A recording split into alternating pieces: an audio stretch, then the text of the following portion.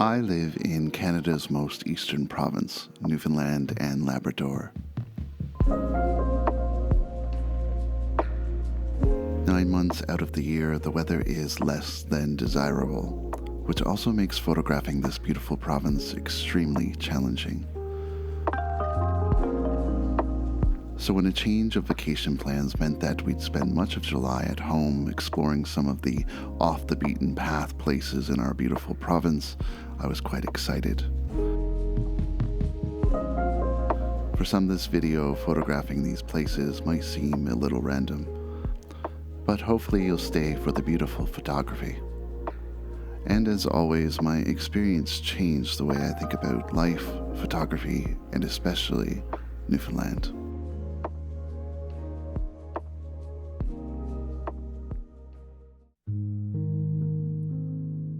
We begin our journey at the Beothuk Interpretation Centre in Boyd's Cove.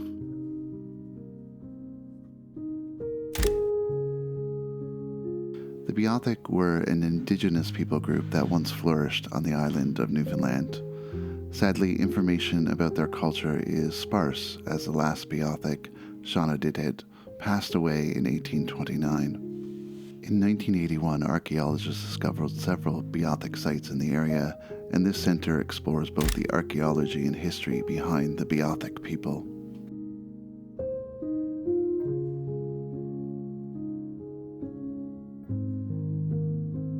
One of the interesting features of the centre is a spirit garden, where visitors can pay their respects to the Beothuk people.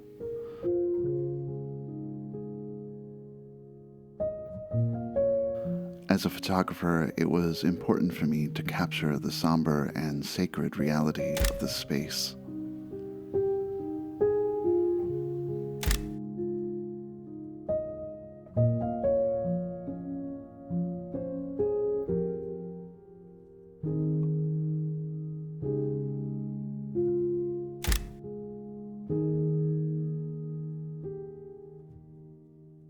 After the spirit garden, we took another trail 1.5 kilometers up to the 1981 archaeological site.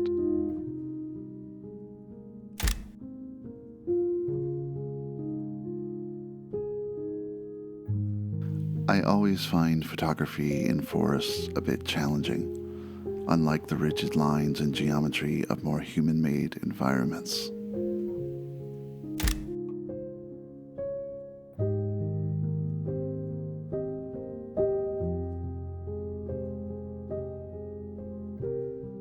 This site has done well to preserve the memory of this beautiful people. Bugs aside, it was easy to imagine how this place was excellent for a settlement.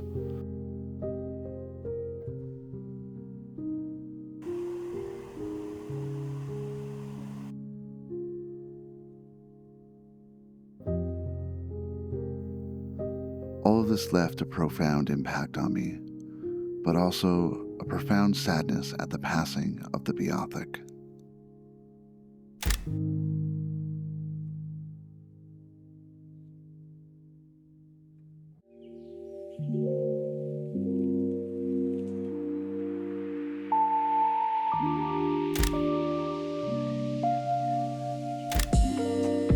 Our next stop is the picturesque town of Twillingate.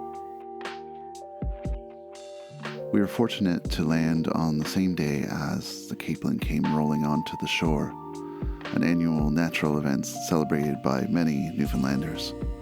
They're also very tasty when cooked over an open fire.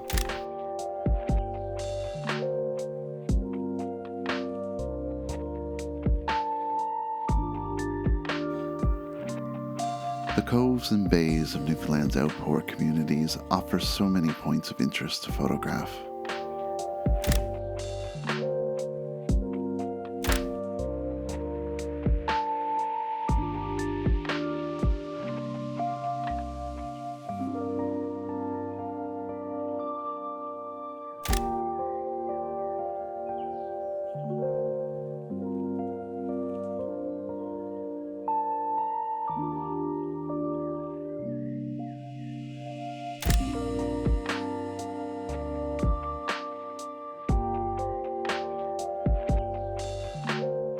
As the afternoon wore on, we found ourselves at the historic Blue Barrel Cafe.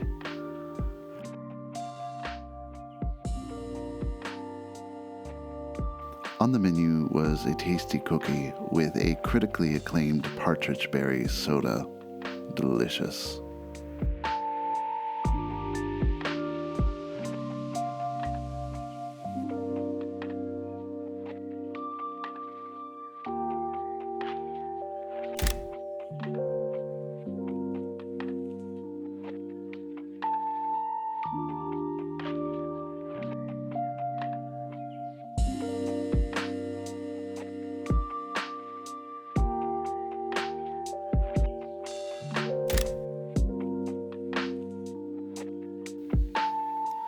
Twillingate has one of the highest number of restored properties in Newfoundland. Between churches, museums, and salt box-styled homes, the town scatters intense color across the rocky landscape.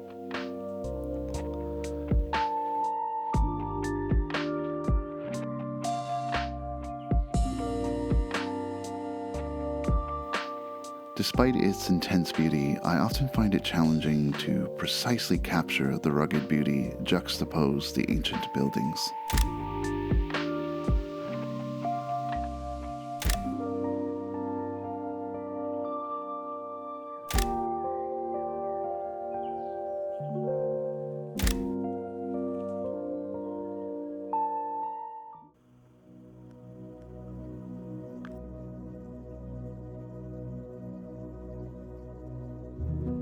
As the sun began to wind down, we traveled to the north of the town for a better view. This is my happy place.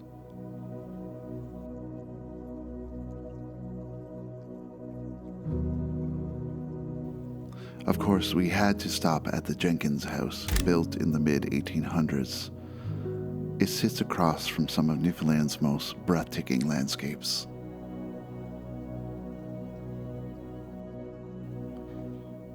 I've been reflecting on my family lately, how my boy is growing older, and pretty soon these endless days of his childhood will shift.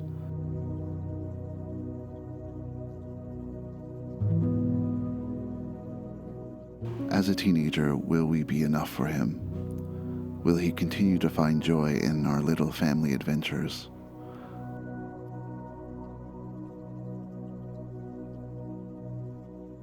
What will he tell people about growing up in rural Newfoundland?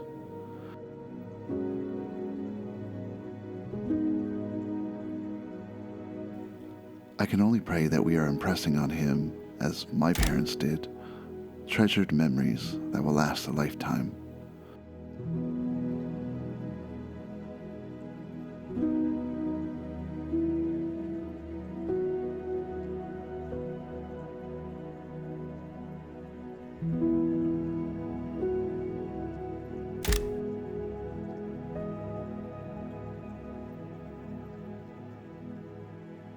For now, I'll simply enjoy this period of his life to the fullest, when rocky beaches and shimmering waters arrested our hearts.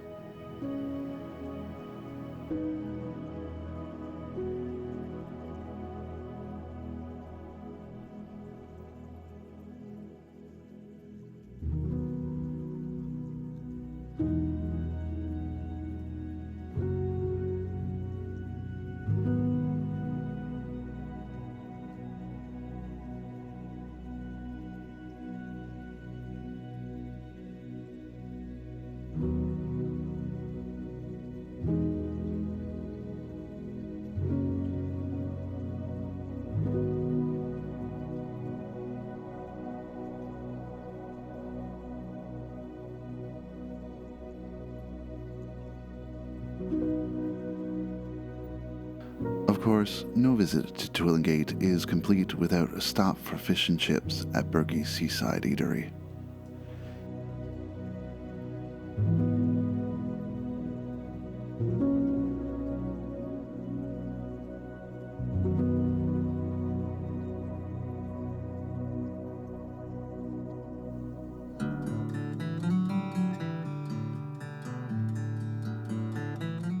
Among our travels, we ended up wandering old stomping grounds in the town of Springdale.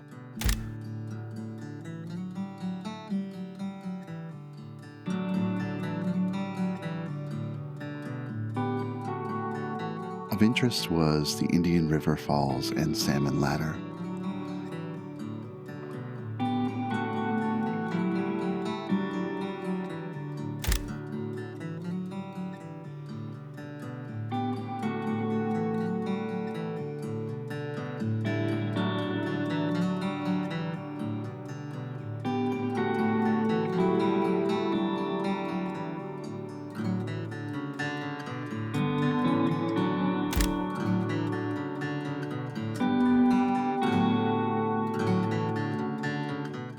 It was also a beautiful night for the salmon fishers.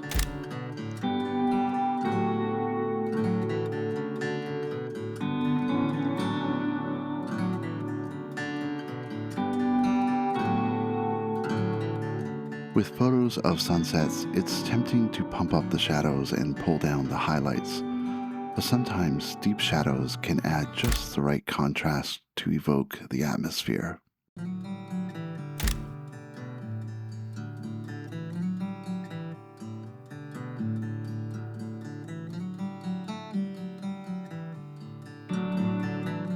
When taking photos of subjects in natural settings, I'm always looking for ways to convey scale.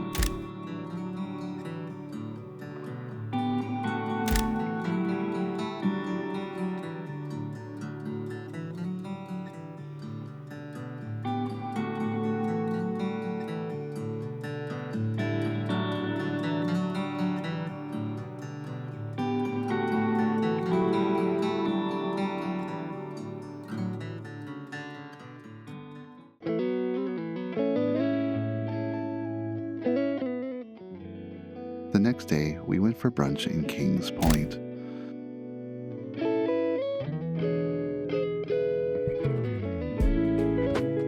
I tried my best to convey the airiness of this seaside town.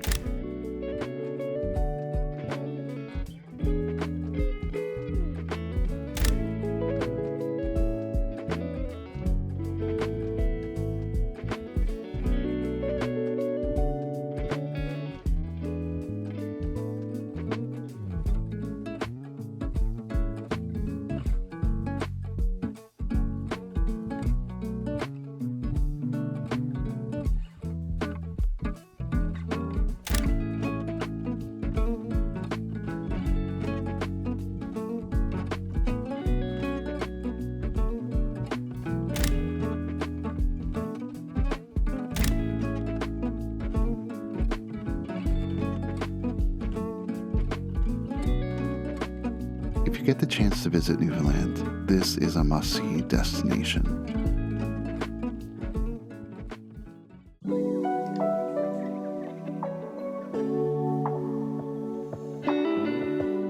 At last we came to Signal Hill National Park in St. John's.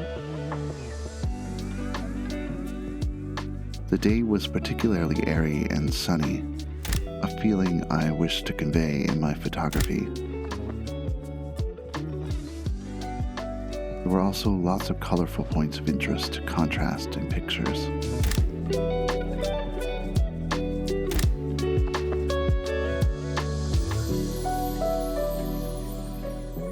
Signal Hill also offers astounding views of the Narrows and the city of St. John's.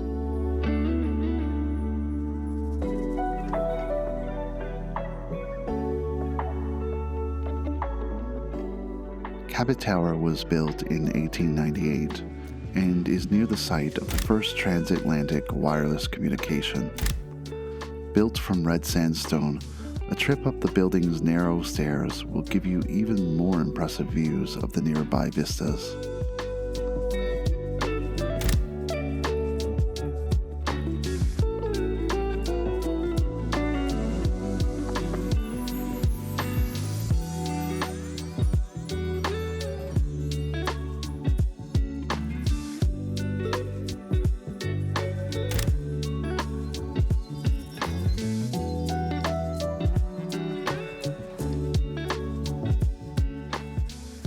On this day, we were also lucky enough to observe a ship coming in through the Narrows. Even nature provides adequate framing.